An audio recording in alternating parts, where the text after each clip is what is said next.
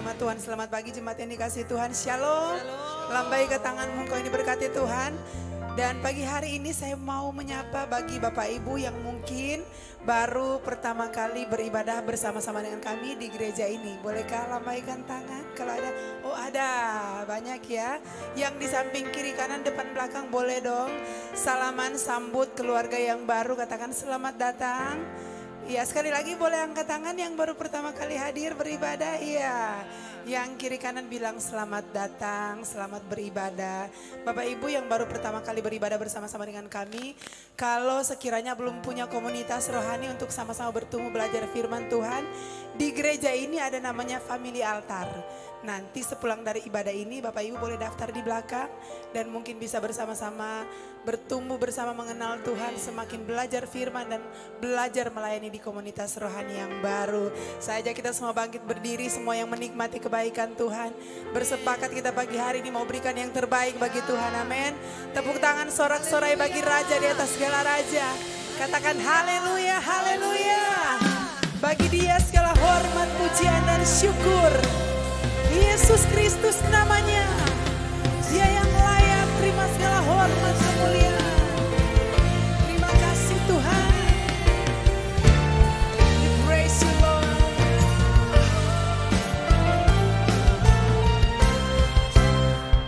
Nyanyikan. Bagi Raja aku yang duduk di atas tahta, bagi anak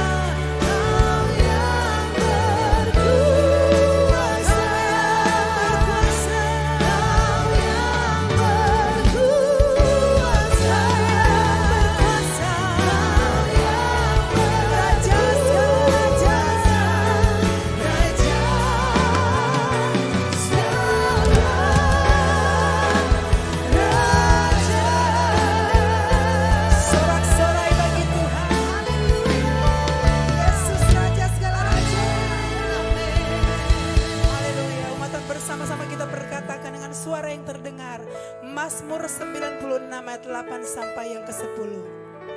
Berilah kepada Tuhan kemuliaan namanya, bawalah persembahan dan masuklah ke pelatarannya. Sujudlah menyembah kepada Tuhan dengan berhiaskan kekudusan. Gemetarlah di hadapannya, hai segenap bumi. Katakanlah di antara bangsa-bangsa, Tuhan itu Raja, sungguh tegak dunia, tidak goyang. Ia akan mengadili bangsa-bangsa dalam kebenaran. Sekali lagi tepuk tangan bagi Tuhan yang dahsyat.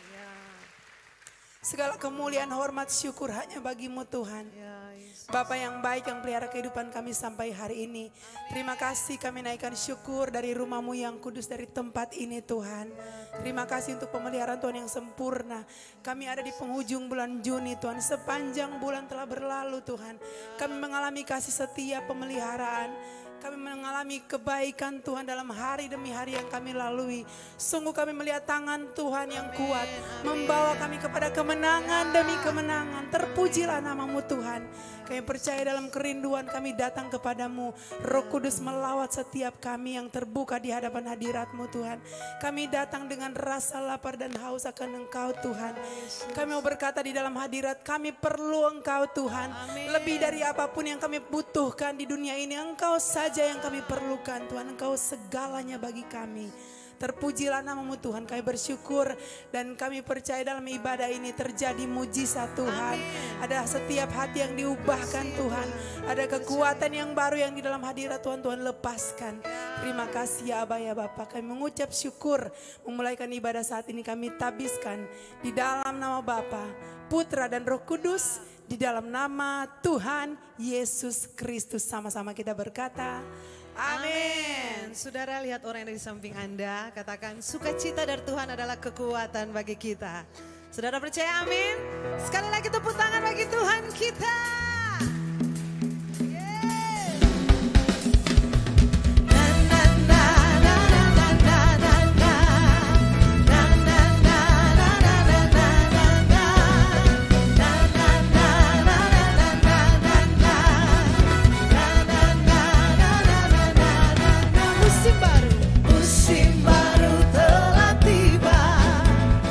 Sukacita melimpah.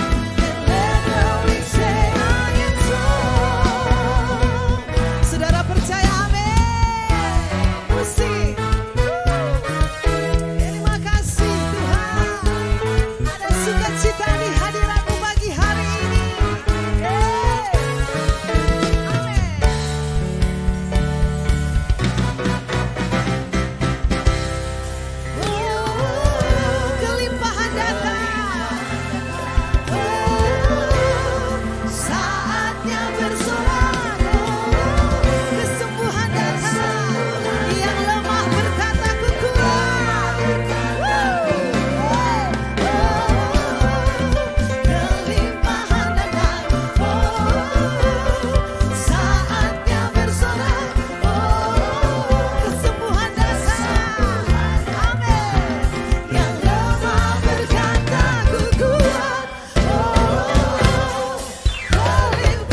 datang.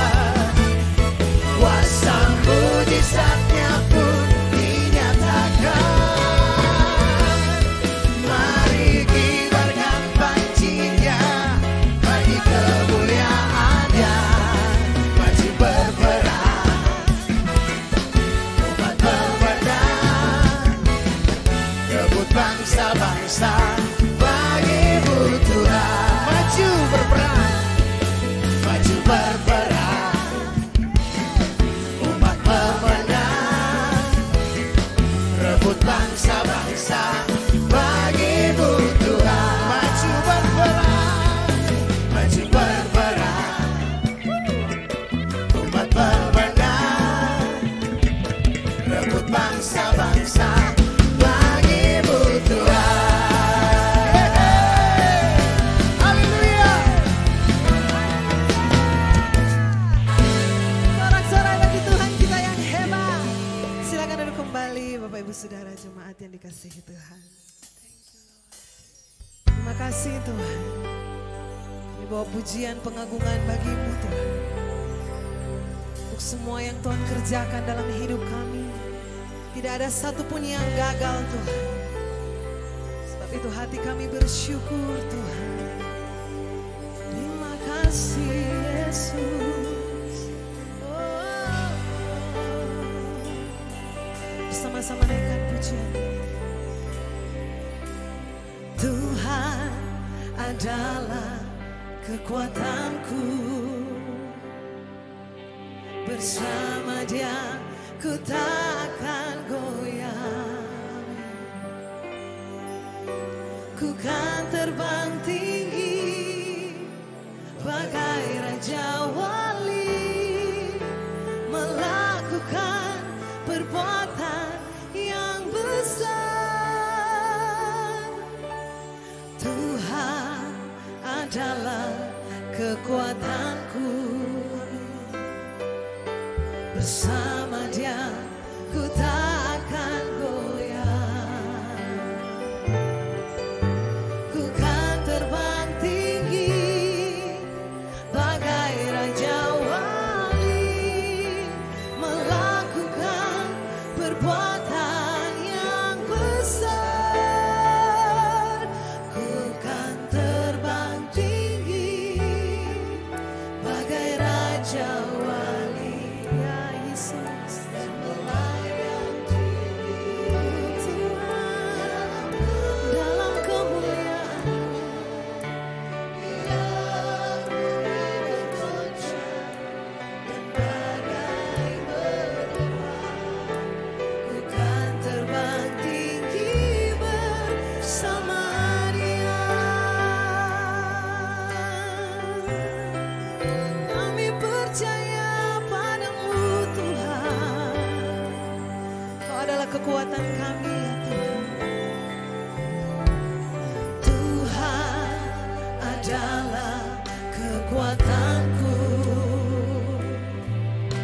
bersama Dia ku takkan goyah.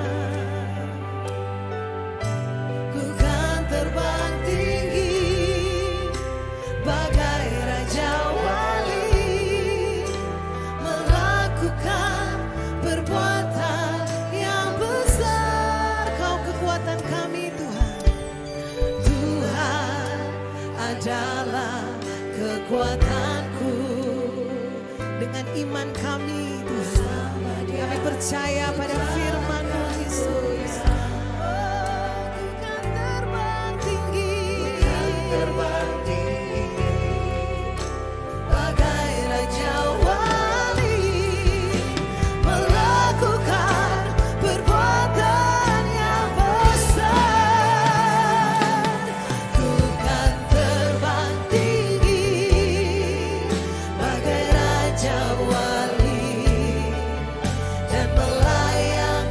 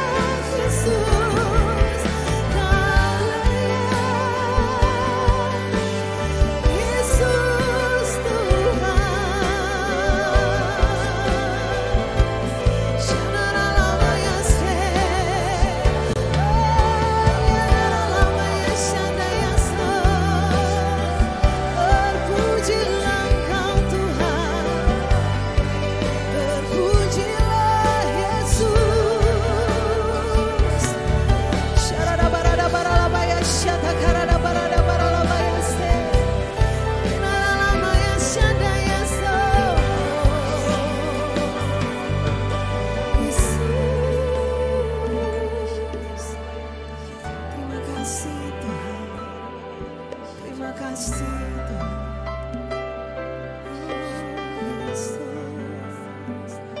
Pujian kami bagimu, sembah syukur kami bagimu Tuhan. Kau yang terindah, Kau yang termulia, Yesus.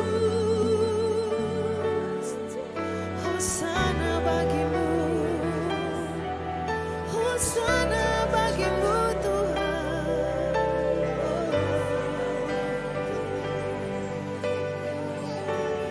Ku nyanyi Hosana bagi Rajaku yang duduk di tahta. Aku muliakan dan ku agungkan, Kau layak disembah. Ku nyanyi Hosana, ku nyanyi Hosana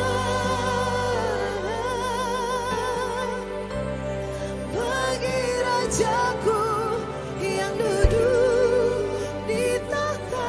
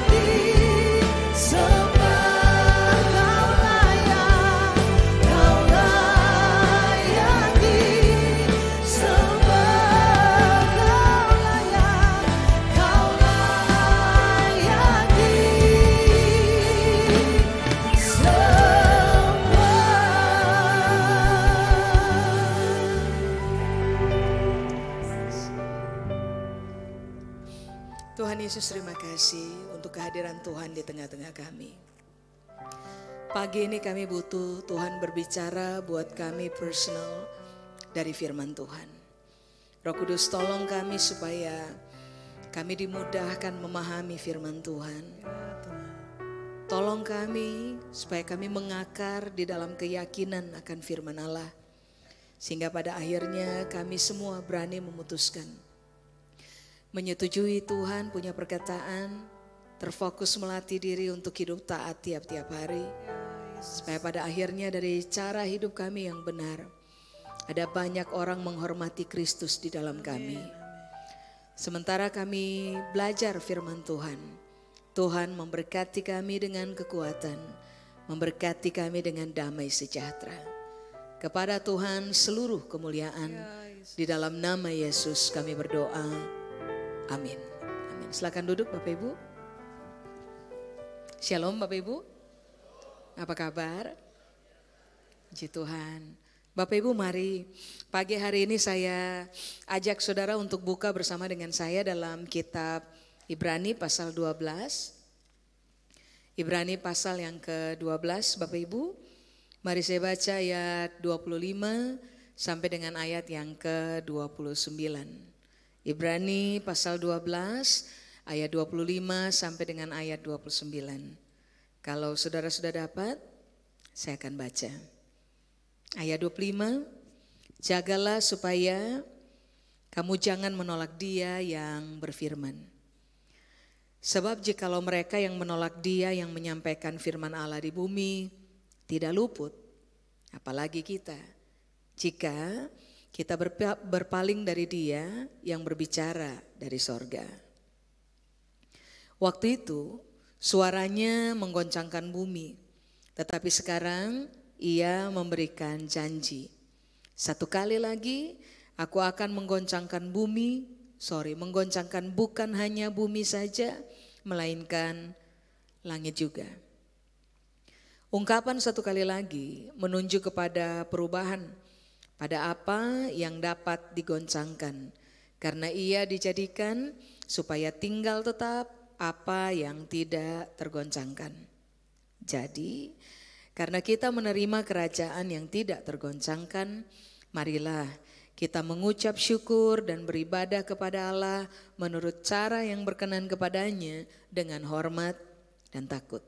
Sebab Allah kita adalah api yang menghanguskan. Coba saudara kembali lagi ke ayat yang ke-25.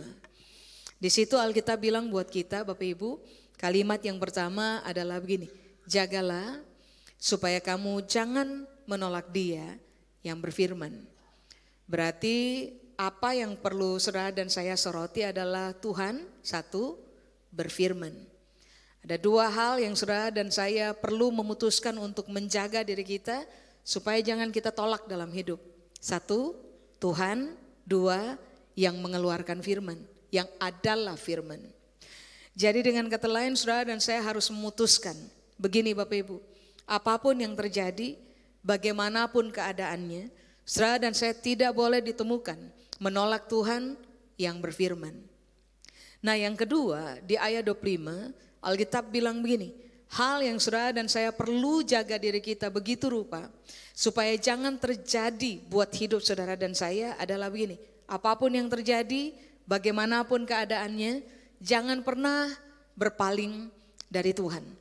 Sebab konsekuensinya berat Bapak Ibu. Kalau saudara memperhatikannya pada ayat 25, Alkitab bilang, kalau mereka yang menolak Dia yang menyampaikan firman Allah di bumi tidak luput, apalagi kita. Nanti kalau pulang saya mendorong saudara untuk membaca ayat 1 sampai dengan ayat 24. Saudara akan menemukan bahwa mereka yang dimaksud pada ayat 25 adalah orang-orang Yahudi yang Tuhan merdekakan keluar dari tanah Mesir menuju kepada tanah perjanjian. Nah, Alkitab bilang, dalam proses mereka berjalan keluar dari Mesir menuju tanah perjanjian, di padang gurun mereka ditemukan mengerjakan dua hal. Satu, mereka menolak Tuhan. Dua, mereka berpaling dari Tuhan. Generasi yang keluar dari tanah Mesir, yang menolak Tuhan, yang berpaling dari Tuhan. Rupa-rupanya Alkitab bilang ini, mereka nggak luput. Apalagi kita. Pertanyaannya, mereka nggak luput dari apa? Ayat 29 yang tadi kita baca, Alkitab bilang ini, mereka nggak luput dari realita Allah sebagai api yang menghanguskan. Makanya tadi saya bilang kepada Bapak Ibu bahwa kalau kita menolak Tuhan, kalau kita berpaling dari Tuhan, konsekuensinya terlalu berat. Kenapa? Karena kita akan berhadapan juga dengan Allah dalam realitas sebagai api yang menghanguskan. Setahu saya Bapak Ibu, kita akan selalu berupaya untuk menghindar dari api kan. Kita keluar dari rumah kita akan selalu memastikan bahwa kompor mati. Kompor tidak boleh menyala. Karena yang kita mau adalah supaya rumahnya kita aman. Kendaraannya kita aman. Jangan sampai terbakar atau kena api. Nah, secara natural, kesadaran tentang bahayanya api itu ada pada kita. Secara dalam tulisannya, penulis kitab Ibrani bilang, kamu harus dengan serius memutuskan untuk jaga diri begitu rupa supaya jangan menolak Tuhan atau berpaling dari Tuhan, supaya pada akhirnya kita jangan harus berhadapan dengan konsekuensi yang menyeramkan, dengan realita begini, Allah sebagai api yang menghanguskan. Amin. Kalau api aja kita menjauhkan diri daripadanya, apalagi Allah dalam realitas sebagai api yang menghanguskan. Ya. Sekarang mari kita lihat dulu apa yang dimaksud dengan kata menolak dan kata berpaling. Supaya kita paham, lalu kita memutuskan untuk apapun yang terjadi, jangan tolak Tuhan, jangan berpaling dari Tuhan. Kata menolak di situ, Bapak Ibu, bahasa Yunani menggunakan kata paraitheomai. Paraitheomai itu arti yang pertama adalah begini, mencari-cari alasan untuk menghindar dari Tuhan dan firman. Begini Bapak Ibu, semua kita paham bahwa dalam firman Allah, mau itu perjanjian baru atau itu perjanjian lama, ada firman atau ada ayat-ayat tertentu yang waktu kita dengar itu menyenangkan bagi kita. Iya. Tapi kita pun harus mengakui bahwa ada tuh ayat-ayat dalam firman Allah, dalam perjanjian lama maupun dalam perjanjian baru. Waktu kita dengar itu tidak menyenangkan bagi kita. Actually itu tidak menyenangkan buat kita punya daging. Makanya orang lebih suka firman yang gak perlu berpikir. Orang lebih suka firman yang lebih nyantai. Orang lebih suka firman yang lebih ringan. Karena itu tidak akan menyinggung atau menggores kita punya kedagingan. Orang akan selalu memutuskan untuk begini, mencari alasan untuk menghindar dari Tuhan dan firman yang tampaknya begini, gak menyenangkan bagi kita punya daging, menguras kita punya otak, membuat kita harus mengeluarkan effort cukup besar untuk terfokus mendengarkan bahkan memahami firman Allah. Kita gak suka kalau begini, apa yang Tuhan berfirman kepada kita itu sukar untuk dikerjakan. Nah Alkitab bilang ini, kamu yang harus menjaga dirimu, saudara dan saya harus jaga diri kita supaya ini. Jangan pernah cari alasan untuk menghindar dari Tuhan, dari firman-Nya, dari Tuhan punya nasihat, dari Tuhan punya teguran, dari Tuhan punya arahan, bahkan dari Tuhan punya pendisiplinan yang bersumber dari firman Allah. Pada waktu saudara dan saya melakukannya, itu yang tadi saya bilang. Kalau orang Yahudi saja mereka harus berhadapan dengan konsekuensi yang berat. Orang-orang Israel yang keluar dari tanah Mesir mereka harus berhadapan dengan konsekuensi yang berat. Apalagi kita. Makanya ini yang perlu kita bangun dalam pemahaman kita Bapak Ibu, bahwa Tuhan dan firman-Nya, mau itu menyenangkan atau itu tidak menyenangkan, selama itu datang untuk saya punya kehidupan, maka saya akan menerimanya. Saya tidak akan pernah mencari alasan untuk menghindar dari Tuhan dan juga firman-Nya. Amin. Apakah yang dimaksud dengan kata menolak? Paraitheomai. Menolak di situ arti yang kedua adalah begini Bapak Ibu, mengesampingkan. Berarti Alkitab bilang, ada momen-momen ketika Tuhan dan firman Tuhan datang kepada saudara dan saya. Ada momen-momen di mana kita akan memutuskan untuk begini, mengesampingkan Tuhan dan firman-Nya. Mengapa sampai pada akhirnya saudara dan saya ada pada posisi mengesampingkan Tuhan dan juga firman-Nya? Sederhana. Karena finally kita menemukan Tuhan tidak lagi inti bagi kita. Kalau bagi saudara dan saya sesuatu itu adalah sesuatu yang inti, maka kita tidak akan pernah mungkin mengesampingkannya. Sesuatu ketika kita akhirnya menarik konklusi bahwa sesuatu itu tidak lagi inti, tidak lagi penting bagi kita, maka kita akan mengesampingkannya. Nah, ini yang Alkitab ajar buat kita Bapak Ibu, bahwa Tuhan harus tetap menjadi yang inti dalam hidup saudara dan saya. Firman Tuhan harus tetap menjadi yang inti dalam kehidupan saudara dan saya. Supaya pada akhirnya kita tidak ditemukan terbiasa mengesampingkan Tuhan dan firman dalam hidup kita tiap-tiap hari. Saya ulang, waktu saudara dan saya memutuskan untuk begini Bapak Ibu, menganggap Tuhan dan firman tidak penting, menganggap Tuhan dan firman tidak inti, lalu kita mengesampingkannya, garis bawahi, saudara dan saya pasti dalam sebuah waktu, dalam sebuah masa akan tetap berhadapan dengan Allah dalam realita sebagai api yang menghanguskan. Nah, itu mengerikan. Makanya mengapa kita harus menjadi orang-orang percaya Bapak Ibu, orang-orang Kristen yang willingly, dengan rela membuka diri, membiarkan Tuhan ajar kita, didik kita dari firman kebenaran. Kita harus ditemukan sebagai pribadi-pribadi yang begini Pak Ibu, melihat Tuhan sebagai pribadi inti, melihat firman-Nya sebagai pribadi yang inti yang sedang sampai kepada kehidupan kita, lalu kita menghormatinya. Sebab kalau ini tidak terjadi, saya ulang, konsekuensinya terlalu berat buat kita untuk bayar. Amin. Nah, sekarang mari kita lihat apa yang dimaksud dengan kata berpaling. Saudara dan saya, Alkitab bilang ini, jaga diri supaya jangan berpaling dari Tuhan dan firman. Kata berpaling, Bapak Ibu, bahasa Yunani menggunakan kata apostrefo. Apostrefo itu pengertian yang pertama adalah begini, berpaling dari kesetiaan kepada Tuhan dan firman. Kapan orang akan berpaling dari kesetiaan kepada Tuhan dan firman? Saya ulang lagi. Ketika orang punya pilihan lain. Orang menganggap ada pilihan lain yang jauh lebih baik untuk dipilih, untuk dirangkul, untuk diajak hidup bersama-sama. Sehingga pada akhirnya orang akan memutuskan untuk berpaling dari kesetiaan kepada Tuhan. Makanya ini yang Alkitab bilang, apapun yang terjadi, saudara dan saya harus membangun sebuah kerangka berpikir yang benar. Yaitu bahwa begini, tidak ada yang lebih baik dari Tuhan. Tidak ada yang lebih inti dari Tuhan dan firman-Nya dalam kehidupan kita. Tidak ada yang lebih utama daripada Tuhan dan firman-Nya dalam kehidupan kita. Supaya pada akhirnya saudara dan saya tidak menemukan diri kita mengambil keputusan untuk berpaling dari kesetiaan kepada Tuhan dan firman. Amin.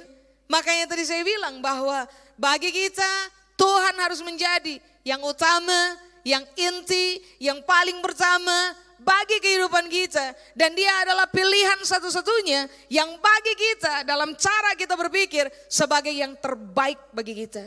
Dengan cara berpikir seperti ini, maka saudara dan saya akan ditemukan sebagai pribadi-pribadi yang tidak akan pernah mungkin berpaling dari kesetiaan kepada Tuhan. Apakah berpaling Bapak Ibu?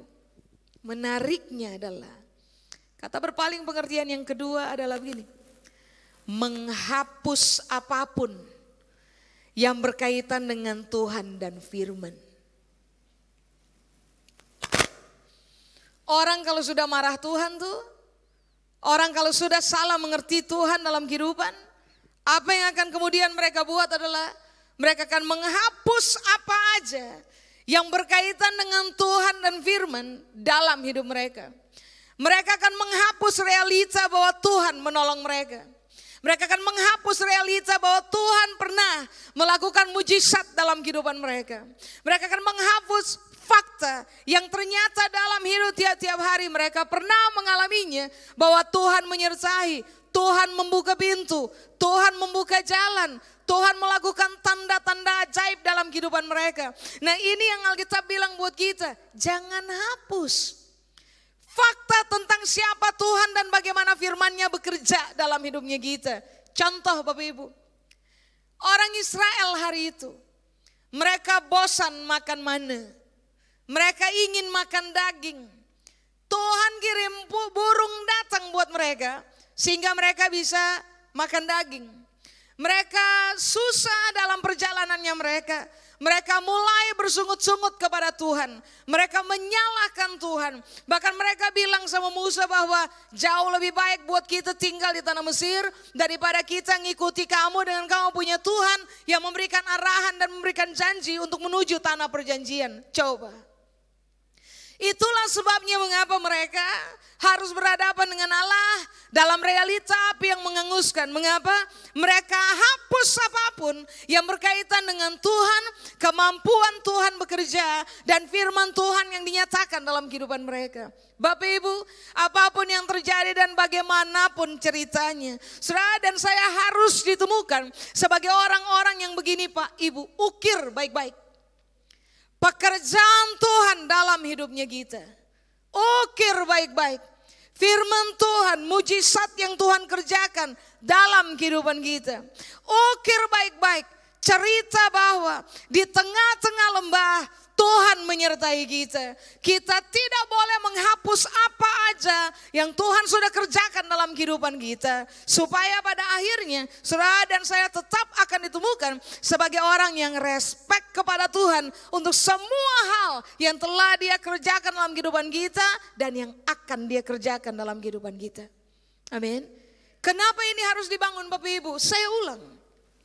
Supaya saudara dan saya tidak harus berhadapan dengan Allah dalam realitas sebagai api yang menghanguskan. Itu pertama. Tapi yang kedua, kenapa sampai saudara dan saya perlu menjaga diri kita supaya jangan kita berpaling dari Tuhan atau jangan sampai kita menolak Tuhan. Coba saudara lihat dengan saya di ayat 26. Ada hal yang kedua yang harus kita hadapi. Di samping Allah sebagai dalam realitas sebagai api yang menghanguskan, ada hal kedua yang saudara dan saya harus hadapi. Makanya ayat 25 kita harus terbiasa bermain di situ Bapak Ibu. Kuat di situ. Sebab hal yang kedua yang akan terjadi dalam saudara saya punya kehidupan adalah ayat 26 bilang ini. Waktu itu suaranya menggoncangkan bumi. Tetapi sekarang garis bawahi ia memberikan apa? Ulang apa? Janji, garis bawahi. Apa janji Tuhan? Satu kali lagi. Aku akan menggoncang apa? Bukan cuman bumi aja. Tetapi langit juga. Bapak Ibu, kita udah dengar firman ribuan kali. Ini yang kita paham. Bahwa kalau Tuhan berjanji, tidak mungkin Dia tidak bikin. Kalau Tuhan berjanji, tidak mungkin Dia tidak genapi. Nah, selama ini banyak orang pegang Tuhan punya janji yang tampaknya menyenangkan bagi kita kan? Tuhan berjanji bahwa Dia tetap Immanuel buat kita. Allah yang menyertai, kita menyukainya. Tuhan berjanji bahwa saudara dan saya akan menerima warisan dari Dia sebagai Bapa segala terang. Kita mengaminkannya. Tuhan berjanji bahwa akan ada pertolongan, kasih setia, rahmat, kemurahan, kebaikan, kesembuhan bagi hidup saudara dan saya. Kita mengaminkannya. Tetapi rupa-rupanya kita lupa bahwa Tuhan punya dua sisi. Sisi yang satu Dia berjanji hal-hal yang menyenangkan bagi kita. Tapi ada sebuah sisi yang lain dari Tuhan. Yang ternyata konten dari janji Tuhan di sisi yang lain adalah Tuhan berjanji akan terjadi apa yang disebut dengan goncangan Bapak Ibu. Realita ini saudara dan saya harus paham. Supaya pada akhirnya kalau toh goncangan terjadi, saudara dan saya udah gak kaget. Soalnya kita tahu dari sejak awal Tuhan udah bilang kok bahwa goncangan akan terjadi. Kalau kita paham bahwa goncangan akan terjadi, waktu goncangan tiba, saudara dan saya akan tenang. Kenapa? Kita udah tahu, Tuhan udah ngomong. Karena Tuhan udah ngomong dan kita udah tahu, kita bersiap. Sehingga pada akhirnya waktu goncangan terjadi, saudara dan saya akan tetap ada pada posisi aman. Kenapa? Karena kita udah tahu, kita udah siap. Makanya tadi saya bilang kepada saudara bahwa begini, ayat 25, jangan lupakan. Siapapun yang tidak menolak Tuhan, siapapun yang tidak berpaling dari Tuhan, kita akan tetap berhadapan dengan goncangan, tapi saudara dan saya akan tetap ada pada posisi aman. Kenapa? Dari awal kita udah tahu ini janji akan digenapi. Jadi kita mempersiapkan dirinya kita kan. Halo? Kurang ada bahagia tampaknya. Bapak Ibu, apakah goncangan? Bahasa Yunani bilang saleo. Saleo itu artinya adalah begini. Sesuatu yang akan bikin kita goyah. Sudah? Apakah goncangan? Goncangan itu artinya adalah begini. Angin, badai, gelombang yang akan mengaduk-aduk kita punya hidup, bahkan menggoncang kita punya hidup. Ulang-ulang. Angin, badai, gelombang yang akan aduk dan goncang kita punya hidup. Bisa literal, bisa juga sebuah penggambaran. Berarti Alkitab lagi bilang, ini yang harus kamu paham. Bahwa dalam hidup yang kamu jalani, saudara dan saya jalani. Waktu kita berhadapan dengan sesuatu hal, angin, badai, gelombang yang berupaya untuk goncang kita, goyah kita, nah kasih tahu kepada diri sendiri, ini goncangan. Saya harus memutuskan untuk semakin mengakar pada prosesi begini. Tidak tolak Tuhan, tidak berpaling dari Tuhan. Sudah? Sekarang apakah yang dimaksud dengan saleo atau goncangan? Begini Pak, Ibu, ini yang mengerikan. Saudara dan saya akan digulingkan, digeser dari rasa aman dan nyaman. Semua orang menyukai kenyamanan, Bapak Ibu. Semua orang menyukai posisi aman. Alkitab bilang ini buat kita, Bapak Ibu, bahwa Tuhan berjanji goncangan akan datang. Berarti Alkitab bilang ini, dalam sebuah waktu pada sebuah masa, saudara dan saya akan ada pada posisi begini. Semula kita aman, semula kita nyaman, kita akan digeser dari realita itu. Menjadi tidak aman, menjadi tidak nyaman. Nah ini tidak menyenangkan. Sudah? Apakah yang dimaksud dengan kata menggoncang atau saleo? Pengertian yang ketiga adalah begini. Mengaduk-aduk isi berpikir kita. Sehingga kita ada pada posisi tidak tenang, gelisah, susah tidur, and so. Sudah? Kenapa orang mengalaminya? Karena memang yang dihadapi di depan mata berat. Sehingga akhirnya pikiran orang akan teraduk-aduk. Terganggu pikiran kita. Kita nggak bisa aman dan nyaman. Sekarang orang bertanya begini. Kalau Tuhan sayang saya, kenapa dia janji goncangan? Kalau Tuhan cinta kita, harusnya kan goncangan tidak perlu terjadi. Kalau Tuhan sayang saya, kenapa saya harus berhadapan dengan masalah-masalah besar, masalah-masalah berat, yang goncang, yang mengaduk-aduk isi berpikir saya. Kalau Tuhan sayang saya, kenapa sampai saya harus berhadapan dengan realita begini? Digeser dari rasa aman dan nyaman. Kalau Tuhan sayang saya, kenapa saya harus berhadapan dengan realita? Angin, badai, gelombang yang bikin saya nggak nyaman aja menjalani hidup, bahkan pikiran saya mengalami gangguan. Karena seharusnya kalau Tuhan cinta saya, dia kasih biar dong seharusnya. Saya hidup dalam rasa aman dan juga rasa nyaman. Mari saya luruskan Bapak Ibu. Justru karena Tuhan sayang kita, goncangan harus terjadi. Sulit dipahami? Saya kasih bukti. Coba, saudara lihat dengan saya di ayat berikutnya, ayat 27.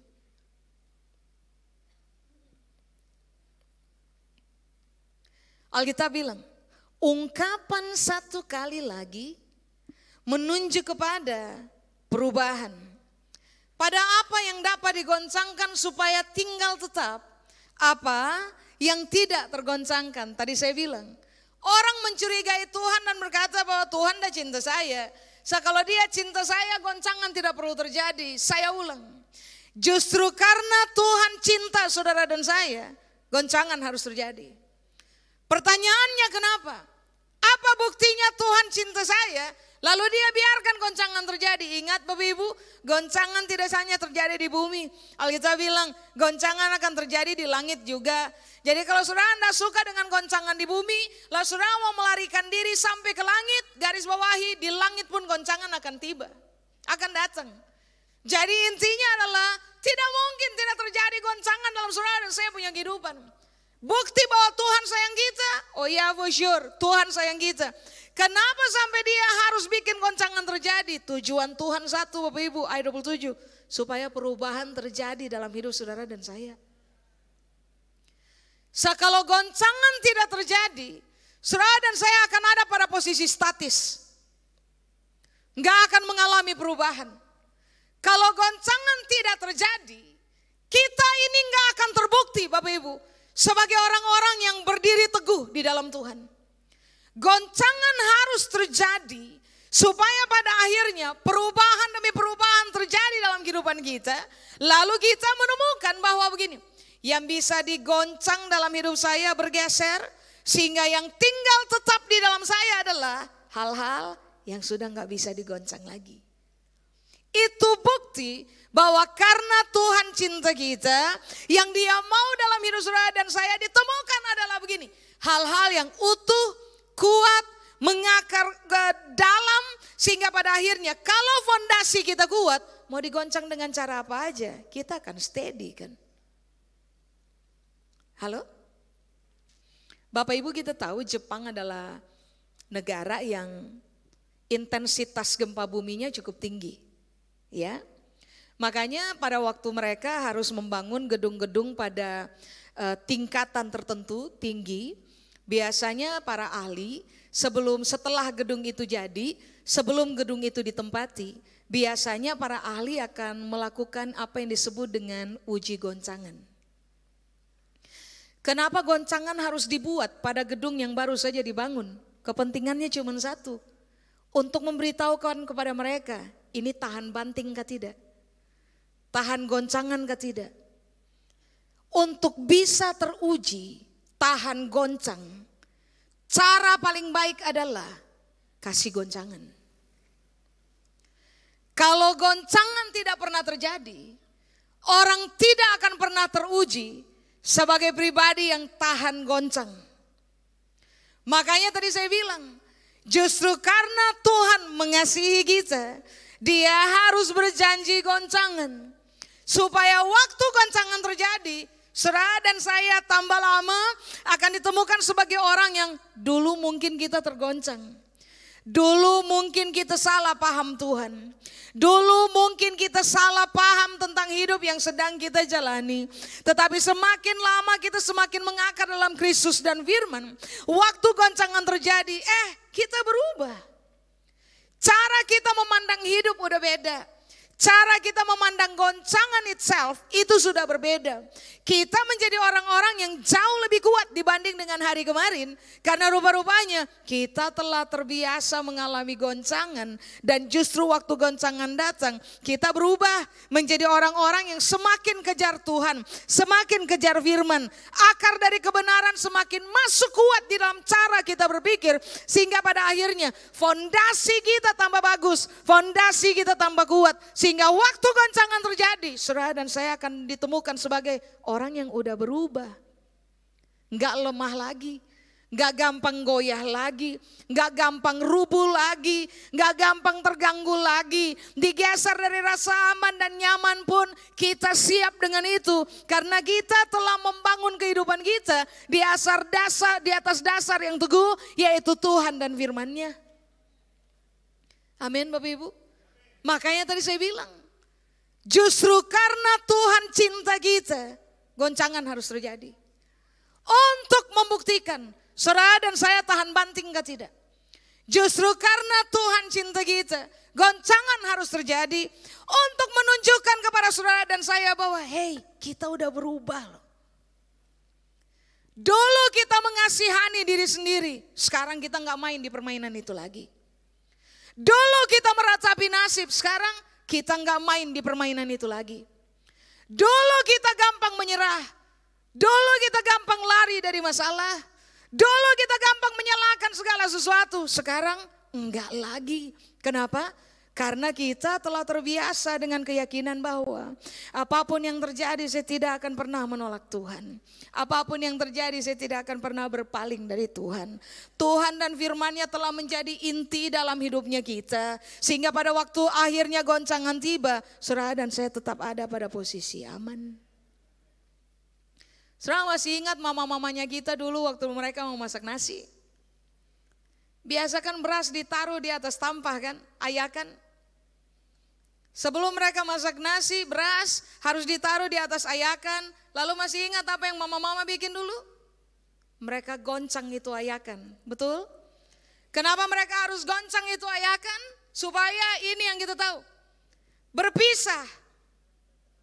Beras yang bagus berpisah, dipisahkan dari beras yang tidak bagus, dari gabah yang ringan, yang nantinya nggak akan nyaman buat kita waktu kita makan. Itu ayakan harus ditampi begitu rupa. Lalu kita kan menemukan begini kan Bapak Ibu, waktu kita melakukan itu atau mama-mama kita melakukan itu, gabah-gabah ringan keluar aja. Hilang aja, pergi aja. Batu-batu kecil tersingkir aja di bagian-bagian samping. Sehingga waktu goncangan itu selesai, maka yang akan kita buat adalah gabah yang masih tersisa di atas ayakan, batu-batu kecil di atas ayakan, kita buang aja. Untuk kepentingan kita dapatkan beras yang bersih. Sama halnya, kenapa goncangan harus datang? Supaya saudara dan saya ditemukan sebagai pribadi-pribadi yang Bapak Ibu tahan banting, tahan uji, kuat, solid di dalam Tuhan. Jadi jangan marah waktu goncangan tiba. Justru saudara dan saya harus bersyukur kepada Tuhan bahwa begini, Tuhan terima kasih karena ternyata saya menemukan waktu goncangan terjadi, saya tetap hormat kepada Tuhan.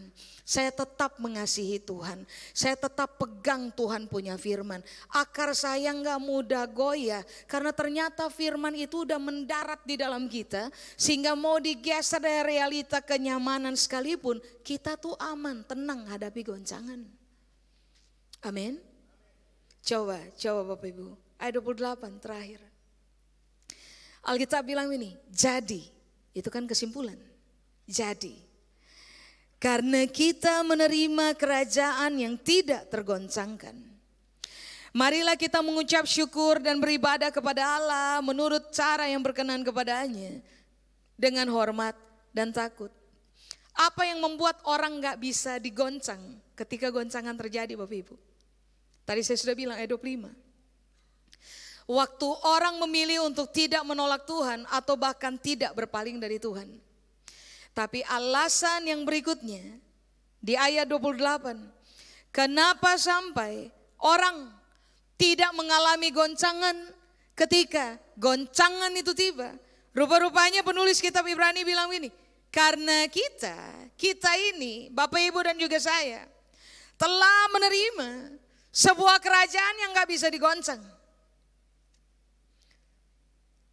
Halo? Karena kerajaan itu udah ada di dalam kita.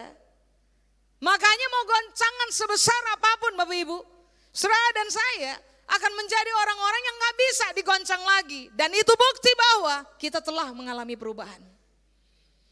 Kalau hidup goncang kita dan kita tergoncang lalu kita marah kepada Tuhan, berarti kita belum berubah.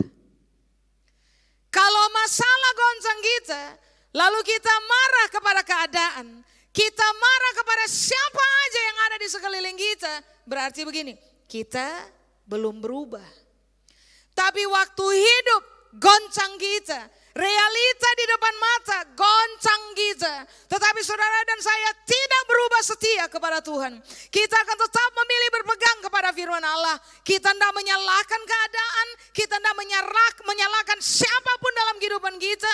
Kita justru memilih untuk berkata kepada Tuhan, God thank you. Di tengah goncangan saya masih tetap berdiri teguh. Tahukah saudara bahwa pada momen itu Tuhan telah berhasil menggiring saudara dan saya kepada sebuah kualitas perubahan di dalam kita. Makanya Alkitab bilang ini, kenapa kamu tidak tergoncang? Waktu goncangan dibikin, kenapa kamu gak digoncang? Kamu gak tergoncang. Alkitab bilang, kamu sudah menerima kerajaan yang tidak tergoncangkan. Bapak Ibu, Kata menerima di situ para lambano. Para lambano tuh artinya adalah begini. Menerima sesuatu yang ditransmisikan masuk ke dalam pikirannya kita. Jadi rupa-rupanya Alkitab bilang, kenapa kamu tidak tergoncang? Karena kerajaan Allah telah ditransmisikan masuk ke dalam kamu punya isi berpikir. Ketika isi berpikir kita telah ditransmisikan masuk, atau kerajaan Allah telah ditransmisikan masuk ke dalam saudara dan saya punya isi berpikir. Ini akan membuat kita mau digoncang dengan cara apa aja, kita tidak akan tergoncang. Kita dikenal sebagai orang-orang yang telah berubah. Berubah pada konteks apa? Berubah menjadi orang yang dulu lemah sekarang kuat. Dulu suka meratap, sekarang gak suka meratap. Sekarang sukanya bersyukur kepada Tuhan. Karena kita paham betul apa yang sedang Tuhan kerjakan telah menggiring kita kepada perubahan yang jauh lebih baik untuk kita hidupi. Coba, sekarang apakah kerajaan Allah?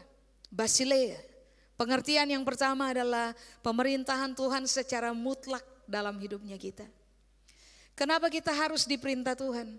Kalau kita diperintah oleh daging, kita celaka dalam hidup. Kalau kita diperintah setan, kita celaka dalam hidup. Tuhan harus perintah kita. Pakai apa? Pakai dia punya firman. Supaya jangan saudara dan saya celaka dalam hidup. Rupa-rupanya Alkitab bilang, apa yang membuat saudara dan saya tidak bisa digoncang waktu goncangan datang, yaitu adalah sebuah kebenaran yang kita yakini bahwa begini. Di dalam pikiran kita, kebenaran ini telah ditransmisikan. Tuhan perintah hidup saya. Dia punya rancangan tidak ada celaka di dalamnya. Tuhan perintah hidup saya. Dia punya rancangan adalah masa depan yang penuh dengan harapan dan damai sejahtera. Tuhan perintah hidup saya. Goncangan boleh terjadi, tapi karena Tuhan perintah saya punya hidup, my life gonna be fine. Hidup saya akan baik-baik saja. Kebenaran ini harus ditransmisikan masuk dalam cara saudara dan saya berpikir.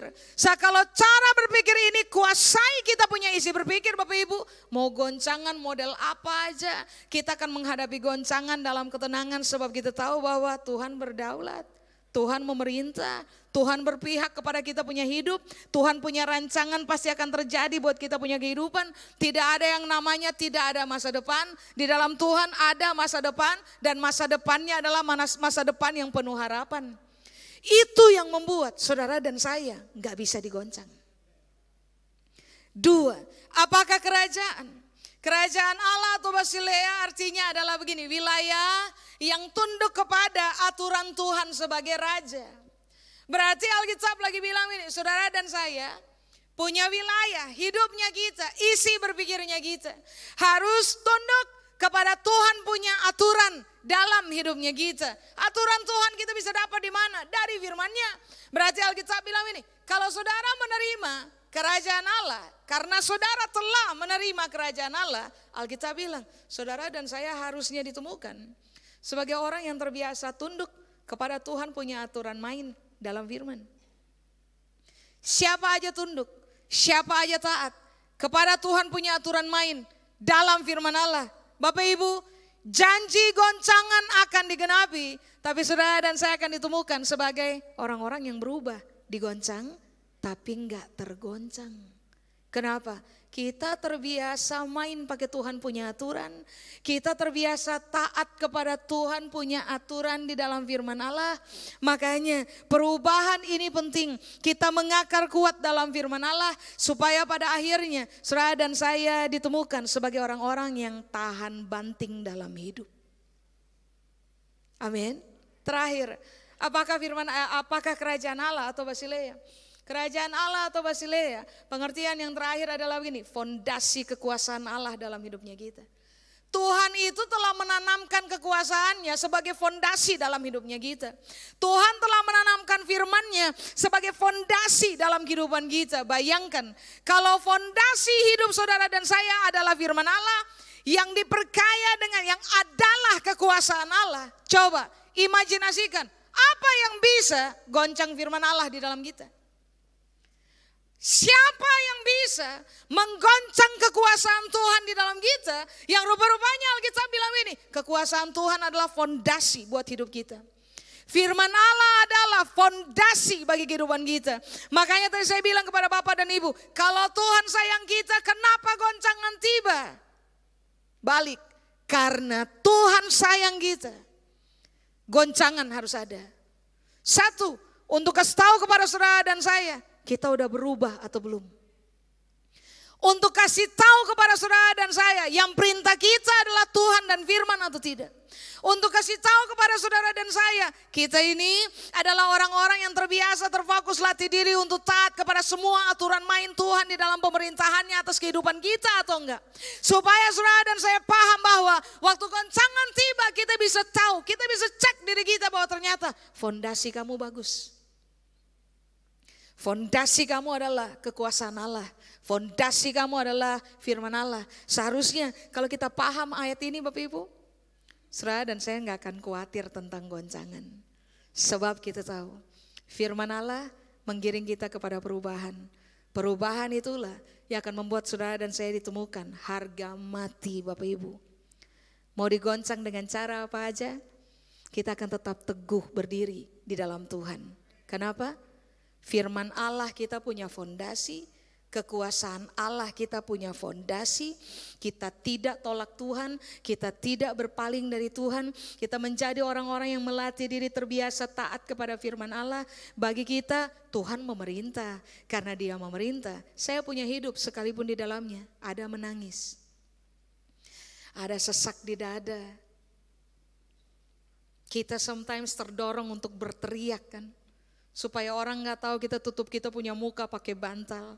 Kita teriakan kesesakan hatinya kita karena tekanan menjadi semakin berat.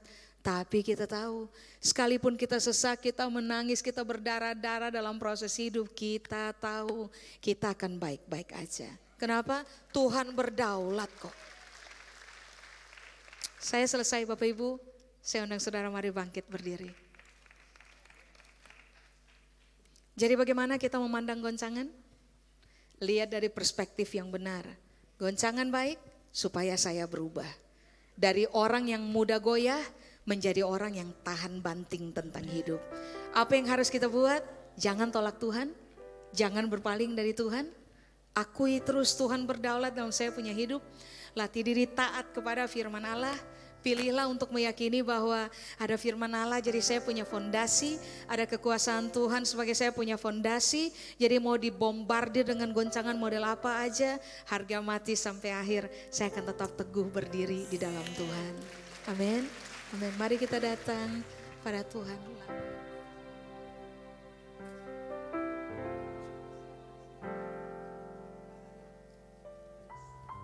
Kita nyanyi lagu ini. Imajinasikan ini Bapak Ibu, waktu saudara menyanyi imajinasikan ini. Saudara adalah gedung tinggi yang fondasinya sudah sangat kuat.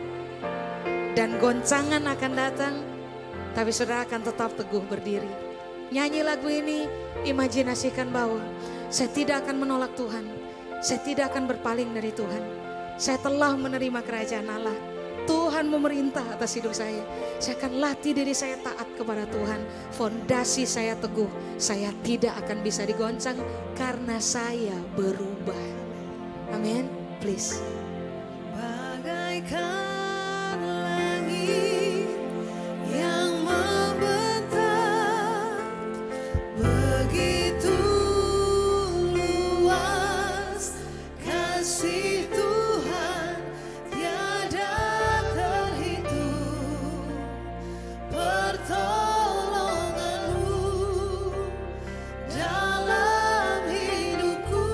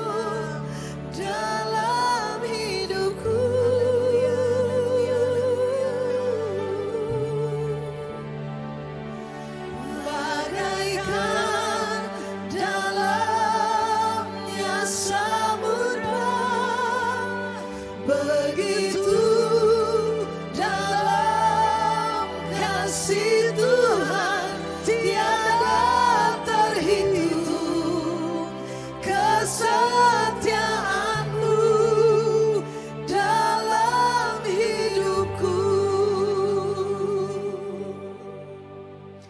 Berapa banyak saudara mau angkat tangan di hadapan Tuhan sambil berkata, terima kasih Engkau siapkan segala sesuatu untuk tolong saya supaya saya alami perubahan. Dari orang yang bisa gugur menjadi orang yang gak bisa gugur iman. Dari orang yang gampang menyerah menjadi orang yang tahan banting. Menjadi orang yang gampang digoyah menjadi orang yang gak bisa digoncang lagi.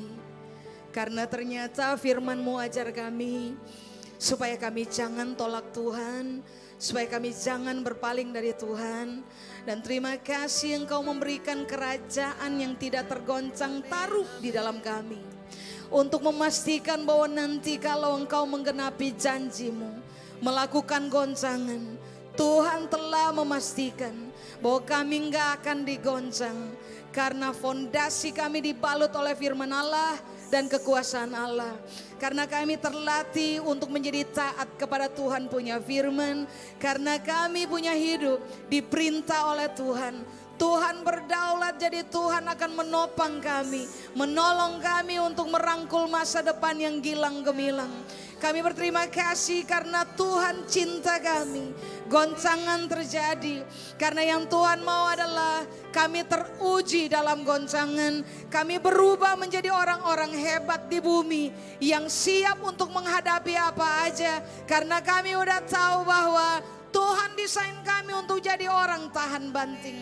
Hari ini kami berdoa, kami angkat tangan kami di hadapan Tuhan. Terima kasih Tuhan cinta kami. Terima kasih Tuhan setia kepada kami. Kami akan beribadah kepada Tuhan dalam hormat dan takut.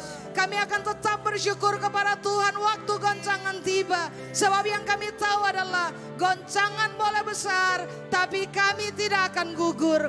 Goncangan boleh besar, tapi kami akan berdiri tegak.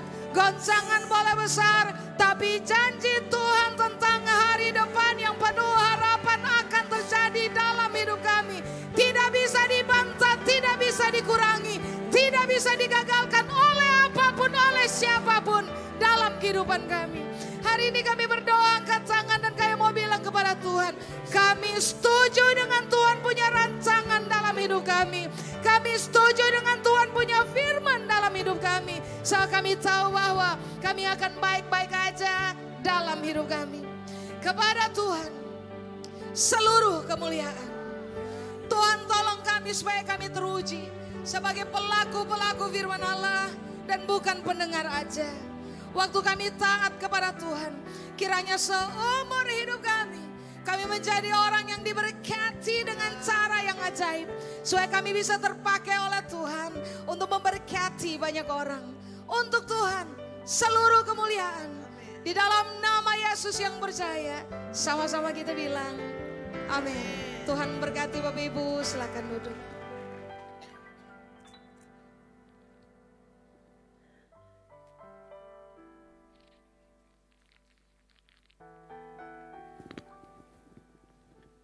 Wow, luar biasa.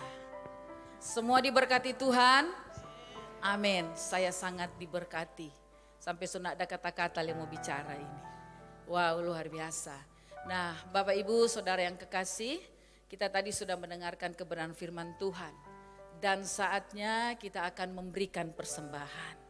Bapak Ibu yang sudah memberi persembahan, persepuluhan atau persembahan khusus lainnya, yang sudah dibawa atau diberikan melalui online, baik itu M-Banking maupun Internet Banking, atau apa saja namanya, Bapak Ibu Saudara, mari kita sama-sama juga berdoa. Dan saat ini kita akan memberikan persembahan mingguan, memberikan persembahan persepuluhan, memberikan persembahan khusus lainnya berupa diakonia maupun ucapan syukur. Nah, mari kita satu dalam doa. Bapa di surga, terima kasih. Setelah kami mendengarkan kebenaran firman Tuhan, hati kami lebih lagi berkobar-kobar Tuhan. Untuk lebih mengasihi Tuhan, lebih mencintai Tuhan. Karena kasih Tuhan tidak ada yang bisa batalkan dalam hidup kami. Sekalipun itu goncangan, sekalipun itu tekanan-tekanan hidup yang sedang kami hadapi, kami tetap percaya bahwa kasih Tuhan tetap kuat, kokoh dalam hidup kami. Terima kasih Bapa. Kau Bapa yang baik, Kau Tuhan yang tidak pernah meninggalkan kami. Dan saat ini jemaat-Mu akan memberikan persembahan, membawa persepuluhan maupun persembahan khusus dalam bentuk persembahan mingguan, persembahan ucapan syukur, persembahan diakonia dan persembahan lainnya. Tuhan, Kau melihat hati kami hari ini, di mana hati kami tidak condong kepada harta atau kekayaan apapun yang Tuhan percayakan bagi kami. Tapi Engkau melihat hati kami yang selalu mengutamakan, mengandalkan dan menaruh Tuhan di atas segala-galanya. Sebab itu pagi hari ini Tuhan, kami akan membawa persepuluhan dengan hati yang penuh ucapan syukur, dengan hati yang penuh rasa hormat. Dalam nama Tuhan Yesus kami berdoa. Amin.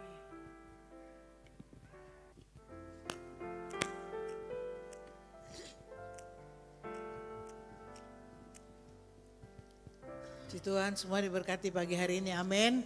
Semua dapat kekuatan baru bahwa di dalam kita ada kerajaan yang tidak tergoncangkan.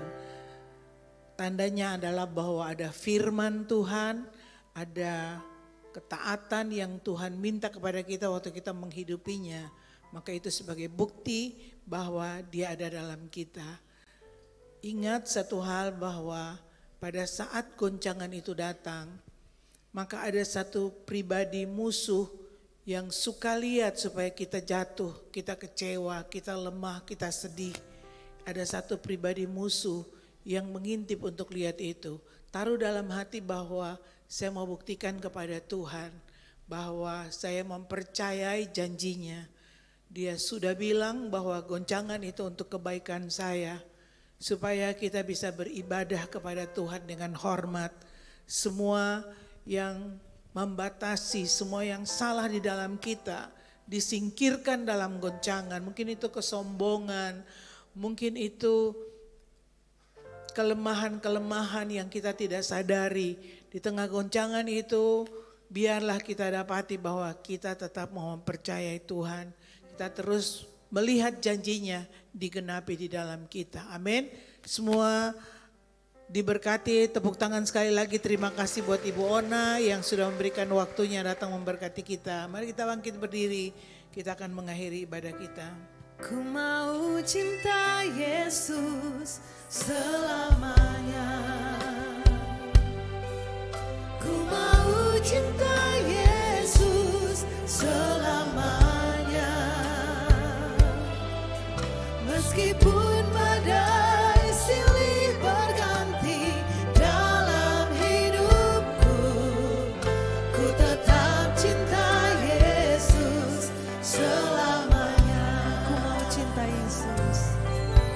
Ku mau cinta Yesus selamanya. Ku mau cinta Yesus selamanya. Meskipun badai silih berganti dalam hidupku, ku tetap cinta Yesus selamanya. Ya Abang, ya Abang Bapa, ini aku anakmu, layakkanlah seluruh hidupku.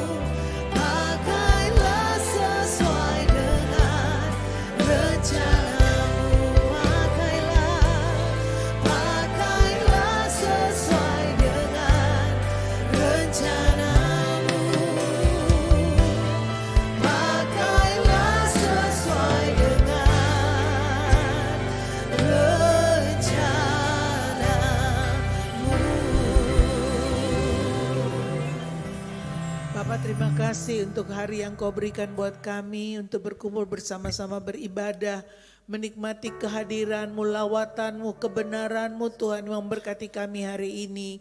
Tuhan terima kasih karena Kau punya rencana yang besar dengan setiap kami. Kau pakai hidup kami Tuhan untuk menyatakan bahwa di dalam kami ada kerajaan yang tidak tergoncangkan yang menjadi jaminan kemenangan di dalam dunia ini. Bapak, hari-hari yang sudah kami lalui terbuka di hadapan hadirat Tuhan. Ampuni kami Tuhan untuk setiap kesalahan, kelemahan, kekeliruan yang tidak memuliakan Tuhan dengan kata-kata kami, dengan tindakan, sikap dan perbuatan kami. Semua tidak ada satupun yang tersembunyi di pandangan mata-Mu Tuhan. Bapak, kami sangat memerlukan perkenanan-Mu Tuhan. Ampuni Tuhan dan jauhkan daripada kami semua pelanggaran kami. Tuhan, kalau ada orang yang menyakiti kami, yang melukai, mengecewakan kami, berikan kami kekuatan kasih untuk terus mengampuni seperti yang Tuhan mau, mengasihi seperti yang Tuhan mau, sehingga kami bisa melupakan hal-hal yang menyakitkan. Kami bisa berdiri untuk melihat hari esok yang lebih baik yang Bapa sediakan buat kami. Bapak, kami bilang di hadapan hadirat-Mu bahwa dengan kekuatan manusia kami tidak mampu Tuhan untuk melewati hari-hari yang berat, untuk mengampuni orang-orang yang melukai kami, mengecewakan kami. Tapi Tuhan, kasih karunia-Mu tidak berubah. Kau ada di dalam kami dan Engkau lebih besar dari segalanya. Tuhan, hari ini taruh di hati kami semua bahwa tidak ada satu kekuatan, tidak ada siapapun, masalah apapun yang bisa menggoyahkan, menggagalkan rencana-Mu di dalam kami. Rumah-rumah tangga akan tetap berdiri tegak untuk melihat rencana Tuhan terjadi. Tuhan, Engkau terus buka tingkap-tingkap langit, curahkan perbenaran-Mu yang melimpah. Kau sediakan berkat sebab Engkau Jehovah Jireh. Kami tidak hidup dari kekuatan kami, dari kemampuan dan kepintaran kami, tapi kami hidup karena percaya. Engkau yang memelihara burung di udara, Engkau pasti pelihara kami, sebab rambut di kepala kami pun terhitung oleh-Mu. Ada masa depan yang penuh harapan. Terima kasih Tuhan, pegang tangan kami di tengah semua goncangan, dan kami tetap berdiri kokoh untuk menyatakan kami mengasihi Tuhan, kami mau setia kepada Tuhan, kami mau jadi berkat bagi orang lain. Terima kasih Bapa, terpujilah nama-Mu, bawa umat-Mu pulang dan menjadi berkat dimanapun mereka tinggal, sehingga kota ini mengalami perubahan. Kota ini akan melihat bahwa hanya satu Tuhan yang layak dipuji dan disembah.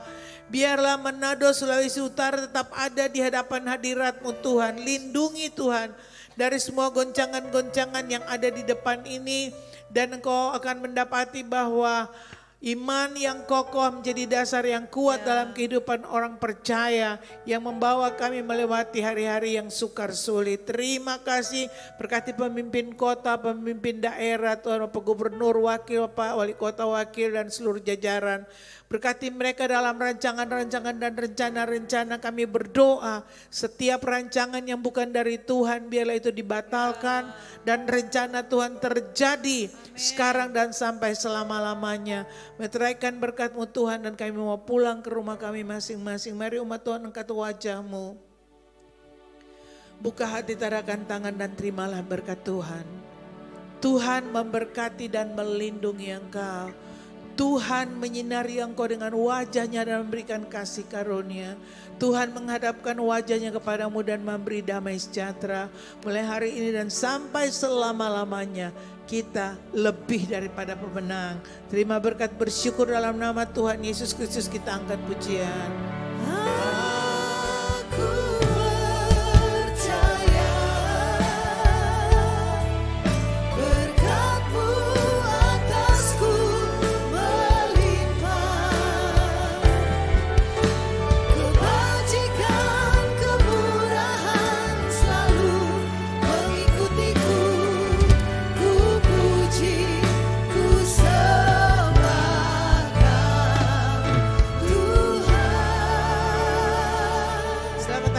Tuhan memberkati, sampai jumpa minggu depan. Kita sudah masuk di bulan Juli. Tuhan memberkati.